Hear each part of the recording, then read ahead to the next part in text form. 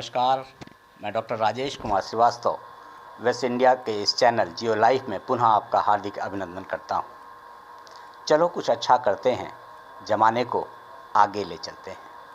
साथियों, इसी आशा और विश्वास के साथ आज हम आपको रूबरू करा रहे हैं झारखंड टेक्निकल यूनिवर्सिटी रांची के माननीय कुलपति महोदय प्रोफेसर पीके मिश्र जी से, जो आज कोरोना के इस महामारी के दौर में एक सकारात्मक ऊर्जा भरने का प्रयास करेंगे अपने विचारों द्वारा, अपने अनुभवों के द्वारा, और यह बताने का प्रयास करेंगे कि हमें कैसे सकारात्मक बन के जीवन को जीना है और इस कठिन विपत्ति के दौर से आगे निकलना है।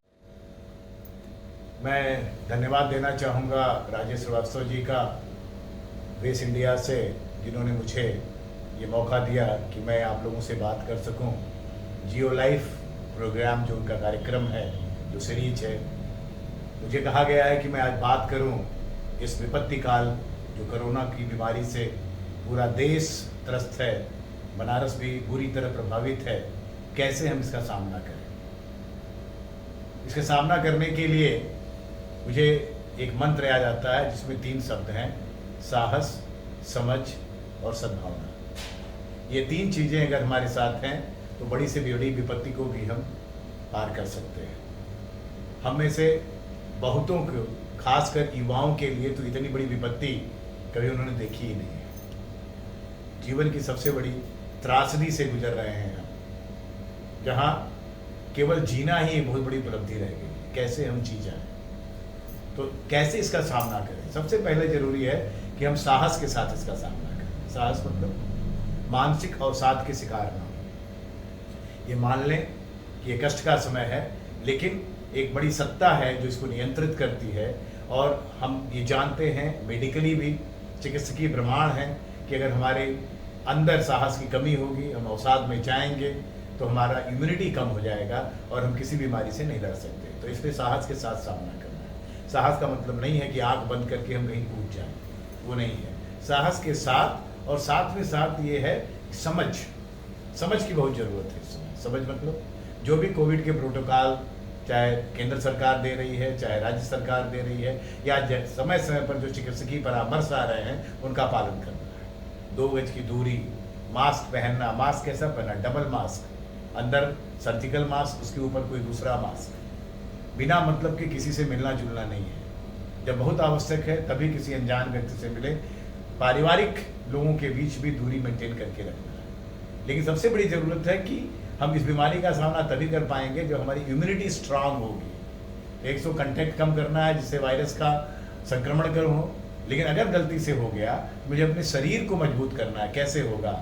हमारे भारतीय पद्धतियों में, भारतीय संस्कृति में, जिसमें आयुर्वेद और होम्योपैथ बहुत दिनों से रहा है, बहुत से तरीके हैं कैसे अपनी इम्यूनिटी को बेहतर कर सकते हैं। पहली बात तो है दिनचर्या सही करना है। दिनचर्या कैसे सही करेंगे? सुबह जल्दी उठेंगे, छत पर जाएं, खुली हवा में थोड़ा टहले, योग करें, प्राणायाम करें, आधे घंटे से 45 मिनट कम से कम अपने को दें। फिर सुबह का ब्रेकफास्ट रिच होना चाहिए। रिच किस सेंस में? न्यूट्रिएंट्स के सेंस में, विटामिन के सेंस में। तो आप फलों का ज़्यादा से ज़्यादा प्रयोग करें अपने ब्रेकफास्ट में। फिर कोई भी पैक्ड फूड न खाएं, कोई भी जंक फूड न खाएं। खासकर युवाओं से मैं अपील करूंगा कि इस समय फ्रेश फूड खाने का ज़माना है। आप सलाद खाएं, आप फल खाएं, आप ताज़े फल सब्जियां खाएं, ताज़ा भोजन करें। काढ़ा जरूर पिएं। काढ़े का बड़ा ज़्यादा रोल है आपकी इम्यूनिटी को बढ़ाने में, आपको खांसी जुकाम से बचाने में। तो अदरक, लौंग, तुलसी, काली मिर्च, गिलोय, जो भी काढ़ा मिल सके आपको। बनारस तो बहुत रिच है आयुर्वेद में, तो आप काढ़ा पीजिए 2 बार कम से कम। गर्म पानी पीते रहिए, जब भी मौका मिले गर्म पानी पीते रहिए। ठंडे पानी से दूर रहिए, आइसक्रीम से दूर रहिए। और शाम को सोते समय गार्गल जरूर करिए। कुछ न मिले हल्दी और सेंधा नमक, बहुत बढ़िया है, गार्गल करिए। तो एक तरह से इम्यूनिटी को बूस्ट करना है हमें। आयुर्वेद के क्लू लेके आप आयुर्वेदिक चिकित्सकीय परामर्श भी ले सकते हैं। बनारस में वैद्यों की कमी नहीं है। होम्योपैथ के भी कुछ ड्रग्स, दवाएं ऐसी हैं जो पता है कि आपको आपकी इम्यूनिटी को बढ़ाते हैं तो आप उचित होम्योपैथिक डॉक्टर से परामर्श कर सकते हैं। लेकिन कुछ दवाएं हैं जो इस्टेब्लिश्ड हैं, जैसे camphor 1M, arsenic album 30, belladonna, rhus tox, तो इनको अपनी इम्यूनिटी के लिए कैम्फर 1M और आर्सेनिक एल्बम का यूज कर सकते हैं। अगर खांसी जुकाम होता है तो रस्टक्स और बेलाडोना का बहुत बड़ा रोल है। लेकिन आप अपने चिकित्सक से पूछिए, ये तो मैं सजेस्टिव बता रहा हूँ आपको, ये तरीके हैं। तो हमें अपनी इम्यूनिटी को बढ़ाना है, अपने को तैयार रखना है, जबकि हम पूरी तैयारी से हैं कि हम अपने पास संक्रमण को नहीं आने देंगे। अगर आ गया तो साहस के साथ उसका भी मुकाबला करेंगे और डे 1 से टेस्ट रिपोर्ट का वेट नहीं करेंगे।